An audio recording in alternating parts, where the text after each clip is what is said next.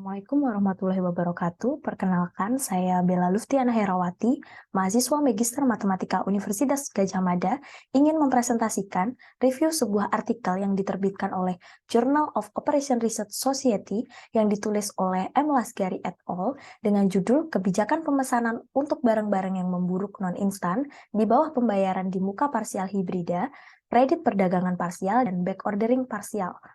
Pada review kali ini dibagi menjadi 3 pokok bahasan. Yang pertama yaitu penyusunan model, yang kedua penyelesaian model, dan yang ketiga adalah interpretasi dari model.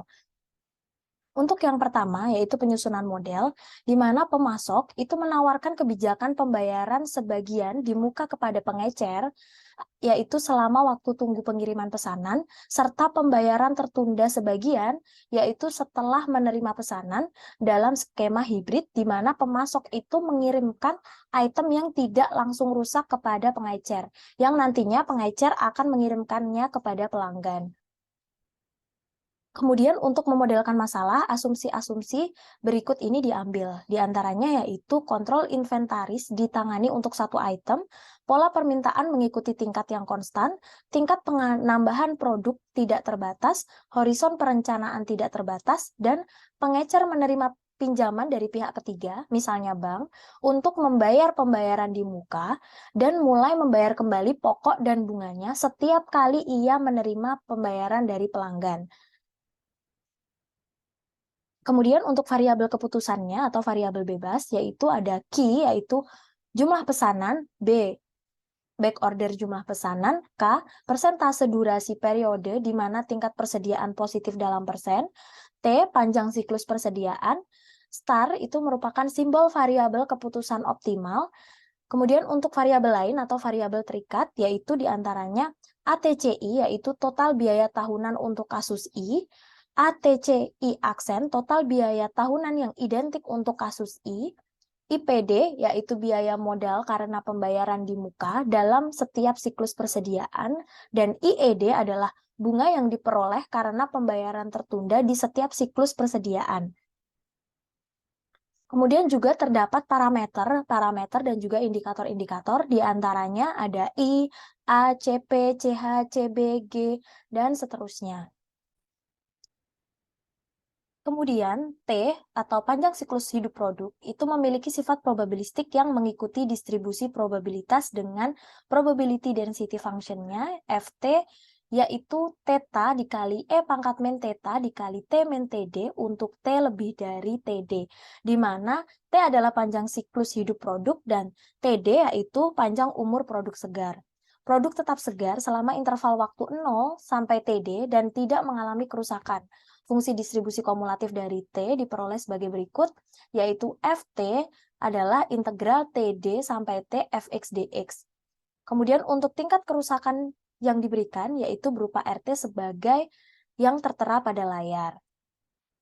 Selanjutnya, pada artikel ini dibagi menjadi 2 kasus. Untuk kasus yang pertama yaitu TD kurang dari KT, yang mana panjang umur produk segar itu kurang dari panjang siklus persentase dari durasi tingkat persediaan positif. Kemudian untuk kasus yang kedua, TD lebih besar daripada KT, yaitu panjang umur produk segar lebih dari panjang siklus persentase durasi tingkat persediaan positif. Selanjutnya, untuk kasus yang pertama itu dibagi menjadi 3 kasus, yaitu keadaan bahwa pengecer itu harus membayar sisa uang dari barang yang dibeli sebelum kerusakan. Itu artinya periode ini itu lebih pendek dari periode barang yang tidak rusak. Kemudian untuk kasus 1 subkasus yang kedua, yaitu TD kurang dari M kurang dari KT, yaitu pengecer membayar sisa uang dari barang yang dibeli setelah barang rusak. Kemudian untuk kasus 1 subkasus yang ketiga, yaitu TD kurang dari KT kurang dari M, di mana pengecer itu membayar sisa uang pemasok setelah menjual semua barang.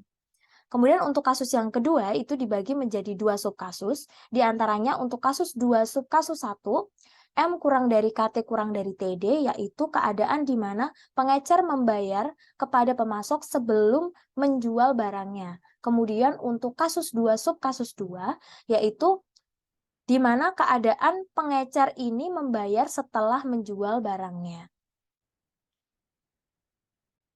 Kemudian akan dibahas konstruksi model untuk masing-masing kasus. Untuk kasus yang pertama, TD kurang dari KT, siklus persediaan dibagi menjadi 3 segmen sesuai dengan tingkat penurunan tingkat persediaan selama waktu yang berbeda. Seperti yang tertera pada gambar di layar, itu interval waktunya adalah untuk garis sumbu horizontal yang diberi warna merah, yaitu interval waktunya dibagi menjadi 3. Yang pertama 0 sampai TD, yaitu tingkat persediaan masing-masing menurun karena permintaan serta kerusakan, dan sebagian kecil dari permintaan yang tidak terpenuhi itu akan dipesan kembali. Kemudian untuk interval waktu yang kedua, yaitu TD sampai KT, di mana persediaan itu mencapai 0, dan juga untuk interval yang ketiga yaitu KT sampai T, yaitu pengecer akan dihadapkan dengan back ordering parsial.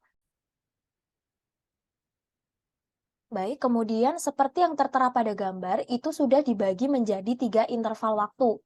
Untuk interval waktu yang pertama, 0 sampai TD, itu grafiknya menurun dan juga linear. Kenapa dia menurun? Karena semakin lama barang akan semakin berkurang, dan dia linear dikarenakan produk masih bagus, dalam kondisi yang bagus. Kemudian untuk interval yang kedua, yaitu TD sampai KT, itu sedikit mengalami grafiknya melengkung ya, karena itu produk mulai mengalami kerusakan hingga sampai di titik nol untuk interval TD sampai KT. Kemudian untuk interval yang ketiga, yaitu KT sampai T, di mana pada saat itu mengalami back ordering parsial sebesar beta. Dan back ordering parsial ini merupakan pemesanan kembali sebagian. Kemudian juga dengan perhitungan kita bisa peroleh persamaan 1, persamaan 2, dan persamaan 3. Kemudian bisa diperoleh nilai I1, I2, dan juga I3-nya. Kemudian kita akan mencari nilai order quantity atau nilai Q-nya, di mana Q adalah jumlahan I dan B. I-nya itu kita peroleh dari I1 dengan mensubstitusikan nilai 0, dan juga nilai B yaitu back ordering-nya. Nah, dengan ekspansi Taylor dan eksponensial itu kita peroleh persamaannya sebagai berikut, di mana Q adalah DT dikali K plus theta K kuadrat T dibagi 2, dikurangin theta dikali K dikali TD, ditambah beta dikali 1 min K, kemudian dijumlahkan dengan D theta T D kuadrat dibagi 2. Kemudian untuk identical term of the inventory system-nya, kita bisa peroleh ordering cost, back ordering cost, purchasing cost, dan juga holding cost seperti yang tertera pada layar. Selanjutnya, pengecer itu meminjam alfa persen dari biaya pembelian dari lembaga keuangan untuk membayar uang muka yang telah ditetapkan dalam N angsuran. Akibatnya, pengecer itu harus membayar bunga seperti yang digambarkan pada gambar kedua. Sehingga itu grafiknya terus naik secara konstan seperti itu sebanyak N angsuran. Dan untuk yang grafik di sebelah kanan adalah grafik yang sudah dibahas sebelumnya. Selanjutnya, siklus biaya modal dari pembayaran di muka juga dihitung dalam persamaan berikut. Dan diperolehlah identical annual total cost-nya, yaitu ATC satu aksennya, yaitu jumlahan dari ordering cost plus back ordering cost plus purchasing cost plus holding cost. Selanjutnya, untuk konstruksi model kasus kedua, yaitu siklus persediaan dibagi menjadi 2 segmen, sesuai dengan tingkat penurunan dari tingkat persediaan pada waktu yang berbeda, seperti yang dapat dilihat pada layar, yaitu grafiknya, yang untuk interval waktunya yang horizontal dan berwarna merah. Itu dibagi menjadi 2 interval waktu. Yang pertama 0 sampai KT, yaitu menurun karena permintaan. Fakta lainnya, selama interval pertama persediaan juga mencapai 0, kemudian yang kedua adalah interval waktu KT sampai T. Yang mana karena sebagian kecil dari permintaan yang tidak terpenuhi akan dipesan kembali dan selama interval kedua, pengecer akan dihadapkan pada pemesanan kembali sebagian. Selanjutnya, berdasarkan gambar yang tertera pada layar tersebut, di mana untuk interval yang pertama 0 sampai KT itu grafik menurun secara linear karena sudah diprediksikan bahwa itu tuh linear karena panjang umur produk itu masih dalam interval yang segar, sehingga dia menurun secara linear. Kemudian untuk interval yang kedua yaitu KT sampai T itu, dia, saat mengalami back ordering cost, sehingga akan diperoleh nilai I1-nya dan juga B-nya. Kemudian untuk memperoleh nilai order quantity atau nilai Q-nya, yaitu dengan menjumlahkan nilai I dan B yang telah diperoleh sebelumnya. Sehingga didapat nilai Q yaitu D dikali K dikali T dikali 1 min beta ditambah dengan beta DT. Kemudian diperoleh juga nilai ordering cost-nya, back ordering cost, purchasing cost, holding cost, dan juga interest payment of prepayment. Oleh karena itu, total biaya tahunan yang identik dari sistem persediaan diperoleh sebagai berikut, yaitu nilai ATC2 aksen, yaitu jumlahan dari ordering cost plus back ordering cost plus purchasing cost dan plus holding cost. Biaya persediaan non-identik itu mencakup menjadi dua bagian. Yang pertama adalah bunga yang harus dibayarkan untuk pembayaran yang tertunda atau IPD. Kemudian ada bunga yang diperoleh untuk pembayaran yang tertunda atau IED. Selanjutnya bunga yang harus dibayarkan untuk pembayaran yang tertunda itu berlaku untuk kasus dengan nilai KT lebih dari M, yang mana KT adalah panjang siklus persentase durasi tingkat persediaan positif, dan M adalah lama waktu keterlambatan pembayaran, yaitu untuk kasus 11, kasus 12, dan juga kasus 21. Sedangkan untuk kasus yang 13 dan juga 22 itu bunganya bernilai 0 karena KT-nya itu kurang dari M.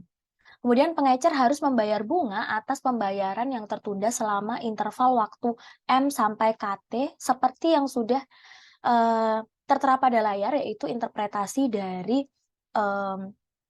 pembayaran yang tertunda selama interval waktu M sampai KT untuk kasus 11, kasus 12, dan juga kasus 21. Selanjutnya, berlaku untuk kasus dengan KT lebih dari M, yaitu kasus 11, kasus 12, dan kasus 21 itu, pengecer kan harus membayar bunga atas pembayaran yang tertunda selama interval waktu M sampai KT, sehingga diperoleh nilai IPD 11-nya seperti yang tertera pada layar, dan diperoleh juga nilai IPD 12 untuk kasus 12, kemudian diperoleh nilai IPD 21 untuk kasus 2 subkasus 1. Selanjutnya untuk bunga yang diperoleh untuk pembayaran yang tertunda, pengecer memiliki kesempatan untuk mendapatkan keuntungan dari bunga atas pembayaran tertunda yang diberikan oleh pemasok. Berlaku untuk kasus 11, 12, 21, serta 13, dan juga 22. Nah, untuk kasus 11 dan kasus 12 serta kasus 21 ini karena terdapat dua daerah, yaitu daerah 1 dan daerah 2, sehingga nilai IED 11 itu sama dengan nilai EED 12 sama dengan nilai IED 21. Kemudian untuk kasus 13 dan kasus 22 itu kan diperoleh 3 daerah, yaitu daerah 1, daerah 2, dan daerah ketiga, sehingga nilai IED 13 itu sama dengan nilai IED 22. Kemudian untuk perhitungan total biaya persediaan, kasus yang pertama, di mana TD kurang dari KT, untuk mendapatkan total biaya persediaan dalam kasus ini, 3 subkasus yang diperkenalkan itu dipertimbangkan. Dengan demikian, diperoleh notasi-notasi berikut. Ini didefinisikan nilai ATC 1-nya itu terbagi menjadi 3 subkasus, yaitu ATC 11, ATC 12, dan ATC 13. Kemudian, di mana untuk setiap kasus dalam persamaan 33 sebelumnya itu diperoleh sebagai berikut untuk nilai ATC 11, ATC 12, dan ATC 13. Kemudian untuk yang kasus kedua, TD lebih dari KT. Demikian pula untuk kasus yang ini, untuk ATC2-nya dibagi menjadi dua subkasus, sehingga diperoleh nilai ATC21-nya dan juga nilai ATC22-nya. Untuk nomor 2, yaitu penyelesaian model, dengan menurunkan closed form optimal solution dengan mengadopsi karya Pentico dan Drake tahun 2009 yang akan menjadi cara paling sederhana untuk membuktikan optimalitas global. Kemudian pendekatan ini itu disajikan untuk semua kasus sebagai berikut. Yang pertama adalah kasus 1, TD kurang dari KT, di mana sebelumnya kita telah peroleh persamaan ke-34 sebagai apa yang sudah tertera di layar. Kemudian kita bisa rewrite equation ke-34 itu menjadi equation ke-40, di mana kita punya si 11 itu sebagai persamaan ke-41, si 12 persamaan ke-42, si 13 sebagai persamaan ke-43, dan seterusnya hingga si 16 itu sebagai persamaan ke-46. Kemudian dengan menetapkan turunan parsial pertama dengan V11KT itu terhadap T sama dengan 0, itu kita bisa peroleh persamaan ke-49 di mana θ 11K-nya itu si 11K kuadrat dikurangi si 12 dikali K ditambah si 14. Diskriminasi dari θ 11K itu selalu bernilai negatif. Kemudian karena θ 11K itu tidak memiliki akar dan selalu bernilai positif dan negatif, dengan memperhatikan fakta dapat disimpulkan bahwa θk adalah positif, bernilai positif pada interval 0 sampai 1. Kemudian dengan mensubstitusi equation 49 ke equation 40, kita bisa peroleh persamaan ke-50. Kemudian, karena θ 11K ini adalah fungsi kontinu, jadi minimal memiliki satu nilai minimum lokal. Untuk mendapat semua nilai minimum lokal, maka turunan pertama dan kedua dari V11K itu bisa kita peroleh menjadi persamaan ke-51 dan persamaan ke-52. Selanjutnya, untuk pertidaksamaan tersebut, karena ternyata hanya memiliki satu nilai minimum lokal pada interval 0,1 dan nilai optimum global T11 dan K11 diperoleh persamaan ke-56 dan 57. Dan solusi optimal dari permasalahan ini yaitu dengan biaya yang lebih murah di antara model solusi ordering quantity klasik dan model dengan tidak menyimpan stok sama sekali. Dan logaritma kasus 11 ini bisa kita terapkan untuk kasus-kasus yang lainnya dengan cara yang sama. Kemudian berdasarkan artikel Anggarwal dan Janggi pada tahun 1995 dan Pentico dan Drake tahun 2009 mempresentasikan proses solusi untuk model ordering quantity dengan partial backordering. Seperti yang telah dijelaskan bahwa model yang dikembangkan dalam makalah ini adalah model ordering quantity dengan backordering parsial dan pembayaran secara hybrid di muka dan pembayaran tertunda, di mana fungsi objektif dari kasus yang berbeda-beda adalah non-convex. Dengan memanfaatkan dua artikel di atas ini, digunakan oleh penulis untuk mengembangkan metode solusi yang konsisten untuk model baru. Kemudian untuk analisis optimalitas, perlu mempertimbangkan 5 keadaan berbeda yang mungkin terjadi menurut berbagai hubungan yang terbentuk antara M, TD, dan KT, yaitu 5 kasus yang sudah dijelaskan di awal. Kemudian menentukan berbagai kemungkinan dan variabel optimal untuk masing-masing dari 5 kasus tersebut, di mana nanti akan tertera pada tabel 3. Selanjutnya, pada kemungkinan setiap kasus tersebut, jika pertidaksamaan memenuhi wilayah layak, solusi optimal diturunkan berdasarkan closed form solution. Jika tidak, ada dua situasi yang mungkin terjadi. Pertama, batas bawah atau atas variabel memenuhi wilayah layak dan ditetapkan sebagai solusi optimal. Kemudian solusi optimal akhir dari masing-masing itu dihitung dengan solution procedure and computer pseudocode. Nah, berikut adalah tabel 3 yang berupa optimal solution ketika K dan T itu tidak memenuhi syarat. Di sini terdapat kasus 1-1, kasus 1-2, dan seterusnya, dan possibility serta optimal solution-nya. Baik, untuk yang ketiga adalah interpretasi dari model. Masalah ini itu mempresentasikan model economic order quantity untuk rantai pasokan yang terdiri dari pemasok, pengecer, dan beberapa pelanggan dengan memperhatikan beberapa fitur analisis dari pasar pada saat ini. Kemudian ada beberapa hal yang dipertimbangkan, antara lain yang pertama yaitu produk yang tidak mengalami kerusakan secara instan, yang kedua produk yang tetap segar sampai waktu tertentu, dan yang ketiga adalah produk tidak mengalami kerusakan dalam interval waktu tertentu. Terdapat juga kebijakan pembayaran hibrida, antara lain yaitu skema pembayaran berganda parsial di muka atau di awal, dan rencana pembayaran tertunda parsial. Kemudian pengecer itu membayar sebagian dari biaya pembelian sebanyak angsuran dalam masa tenggang waktu, dan sisanya itu dibayarkan setelah jangka waktu tertentu sejak saat pengiriman produk. Model ini juga fleksibel untuk menggabungkan dengan keadaan kekurangan persediaan, di mana kekurangan tersebut sebagian di back order. Nah, pelanggan itu dapat menunggu persediaan atau memenuhi kebutuhannya dari pengecer lain. Kemudian untuk prosesnya yaitu dengan pemodelan, yang sebelumnya itu dengan, menuliskan asumsi-asumsi, variabel-variabel, kemudian juga parameternya, kemudian dilakukan konveksitas dari semua fungsi objektif yang diturunkan itu dibuktikan, kemudian diperolehlah solusi optimalnya, kemudian dengan mengembangkan algoritma itu diperolehlah solusi dari semua masalah secara terpadu. Begitu, terima kasih. Sekian yang dapat saya sampaikan.